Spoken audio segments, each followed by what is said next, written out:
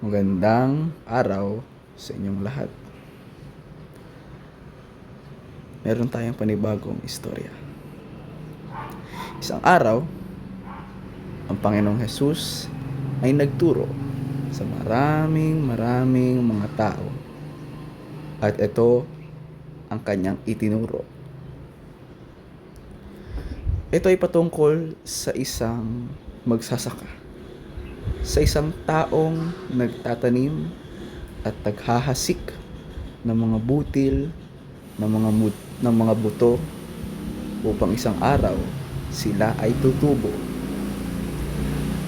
At sa kanyang paghahasik ng mga buto, sa kanyang pagtatanim, ito ay nahulog sa 4 na klase ng lugar. Pag-aralan natin ang 4 na klaseng lugar na ito. Una, ito ay nahulog sa tabing daan. At dahil nga sa tabing daan lang siya nahulog, ang mga buto ay hindi tumubo. Bakos ito ay tapak-tapakan, nasira, at karamihan ay pinuntahan ng mga ibon at ito ay kinain. Hindi sila tumubo. Yan ang panguna. At ang pangalawa naman ay ang mabatong lugar. Sa palagay nyo ay pwede kayang tumubo ang mga buto sa mabatong lugar na ito? Pwede. Ang mga butil ng buto ay tumubo, ngunit pagkalipas ng mga ilang araw, dahil umangat ang araw, sumikat ang araw, at dahil ito ay mabato, hindi sila masyadong natubigan, walang masyadong lupa, wala silang masyadong nutrients na nakukuha. Isang araw, ang mga lumaking mga halaman ay unti-unti ring namatay. Yan ang pangalawang lugar. At ang pangatlo naman ay sa matinik na lugar. Maraming tinik, maraming damo. Kaya nga ang mga itinanim ng mga buto ng magsasaka ay tumubo, ngunit hindi sila masyadong lumaki dahil nga matinik, dahil madamo. Naaalala nyo sa school nyo, kapag pinaglilinis kayo ng teacher nyo sa garden nyo, pinapatanggal ang mga damo. Bakit? Kasi ang mga damo at ang mga tinik ay kukunin nila ang nutrients na mga dapat nyong itanim doon. Kaya nga, yung buto na itinanim na magsasaka, hindi siya masyadong lumaki. Dahil nga, nasasakal siya ng mga damo, ng mga tinik na kanyang katabi, na kanyang kasama sa lupa na ito. Yan ang pangatlo. Ano ulit yung panguna? Sa tabing daan, sa kalsada. Pangalawa naman ay sa mabatong lugar. Pangatlo ay sa matinik na lugar. Ngunit ang panghuli naman, pang-apat, ang mga buto ay nahulog at napunta sa magandang lupain, sa matabang lupain.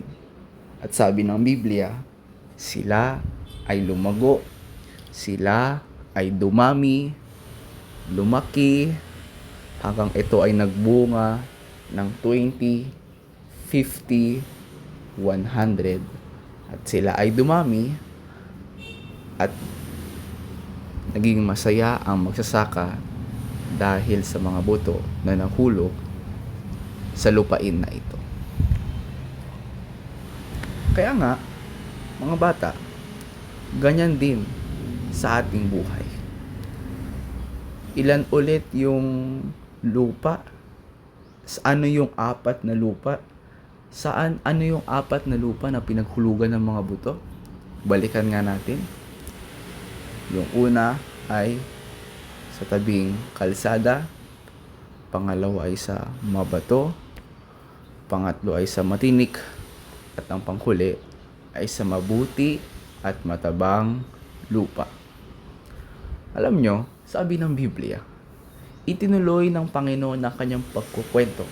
At sabi ng Panginoong Hesukristo, itong apat na lupa na ito, itong apat na lugar na ito ay pumapatungkol sa apat na klase ng puso ng isang bata na katulad ninyo.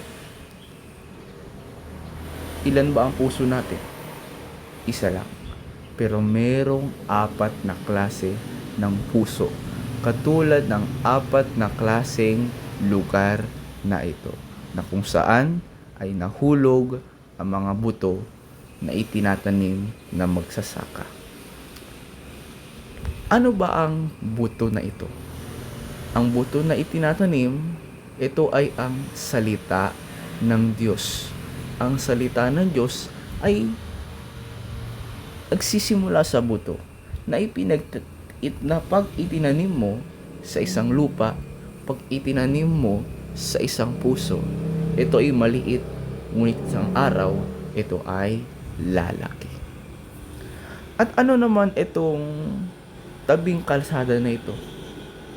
Ito yung tabing kalsadang puso.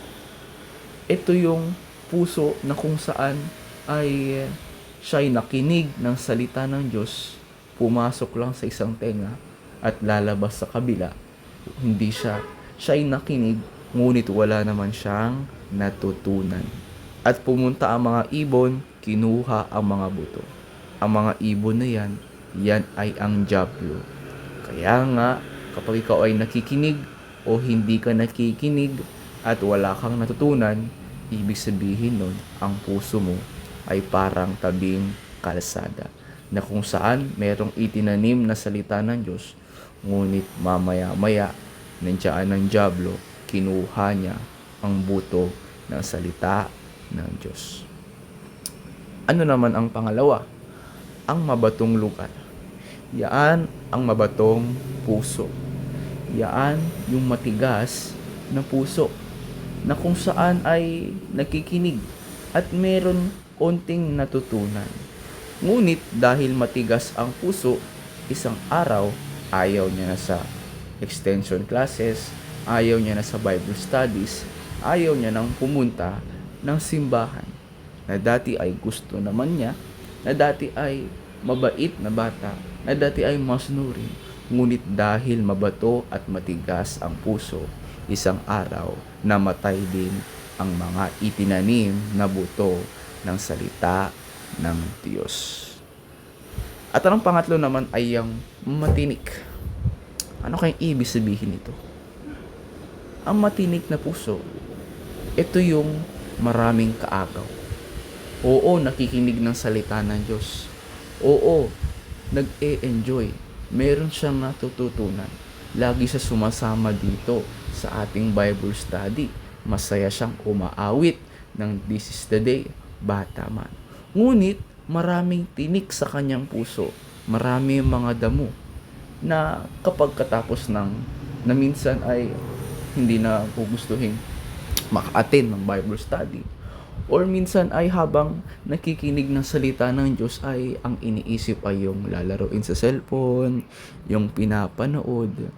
Mayroong ibang iniisip, yun yung mga tinik, sa puso ng isang bata.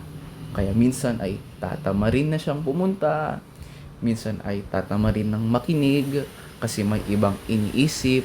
Yun, yung mga tinik sa puso. Yan ang matinik na puso.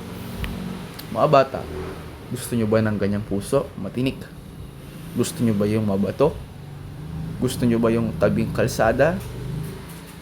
Ngunit salamat, ang panghuli ay ang isang mataba at magandang puso, na kung saan ay nakinig siya, naitanim ang salita ng Diyos, siya ay nakinig, meron siyang natutunan, siya ay masaya, uuwing masaya, at siya ay magiging mabuti, masipag sa kanyang mga magulang at aattend palagi ng ating extension classes, Bible study, at itong puso na ito, yung mataba at magandang puso, ito yung puso na sasama sa Sunday.